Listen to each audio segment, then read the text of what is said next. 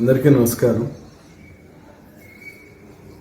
నా పేరు డాక్టర్ జాస్తి వీరాంజనేయులు, అఖిల భారత పంచాయతీ పరిషత్ న్యూఢిల్లీ జాతీయ ఉపాధ్యక్షుడిని మరియు అమరావతి అభివృద్ధి కమిటీ చైర్మన్ని. ఆంధ్రప్రదేశ్ రాష్ట్ర ప్రభుత్వం నూతన రాజధాని అమరావతి అభివృద్ధి ధ్యేయంగా గౌరవ ముఖ్యమంత్రి నారా చంద్రబాబు నాయుడు గారు, ఐటీ శాఖ మంత్రి లోకేష్ గారు ప్రణాళికలు రచిస్తున్నారు. కేంద్ర ప్రభుత్వ సహాయ సహకారాలతో గౌరవ ప్రధాని నరేంద్ర మోడీ గారి ఆశీస్సులతోటి ఈ మధ్య జరిగిన దుబాయ్లో ప్లస్ ఈ మధ్య దావోసు వెళ్ళిన సందర్భంగా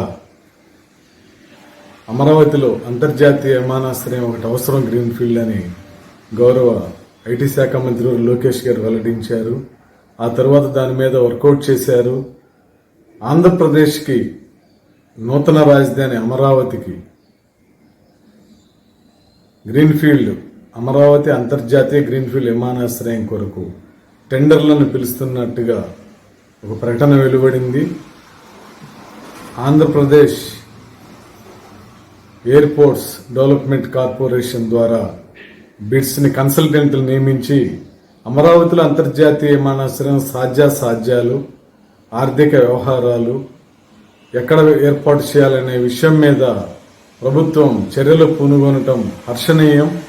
గౌరవ ముఖ్యమంత్రి గారు శ్రీ నారా చంద్రబాబు నాయుడు గారికి మరియు లోకేష్ గారికి, ఇతర ప్రభుత్వ పెద్దలకి మా అమరావతి అభివృద్ధి కమిటీ తరఫున మరియు అఖిల భారత పంచాయతీ పరిషత్ న్యూఢిల్లీ తరఫున హృదయపూర్వక ధన్యవాదాలు తెలియజేసుకుంటున్నాను. అమరావతిలో అంతర్జాతీయ విమానాశ్రయం అవసరం. ప్రపంచంలోనే నదికి ఒడ్డున ఉన్న విమానాశ్రయాలు ఉన్నాయి. ప్రతి రాజధానిలో విమానాశ్రయం లేని రాజధానులు చాలా అరుదుగా ఉంటాయి. రాజధానిలోని విమానాశ్రయం ఉంటేనే పారిశ్రామికంగా అభివృద్ధి చెందిద్ది. అట్లానే స్టార్ హోటల్స్ వస్తాయి. రాజధానిలో అనేక కార్యకలాపాలకి ప్రయాణికులకి చాలా వెసులుబాటుగా ఉంటుంది. ఫారిన్ ప్రైమ్ మినిస్టర్స్ రావాలన్నా, లేదంటే అంబాసిడర్స్ రావాలన్నా, లేదంటే ఇండస్ట్రియలిస్టులు, ఇంటర్నేషనల్ ఇండస్ట్రియలిస్టులు రావాలన్నా అమరావతిలో అంతర్జాతీయ విమానాశ్రయం ఏర్పడితే చాలా ఒక కళ అనేది ఏర్పడుతుంది.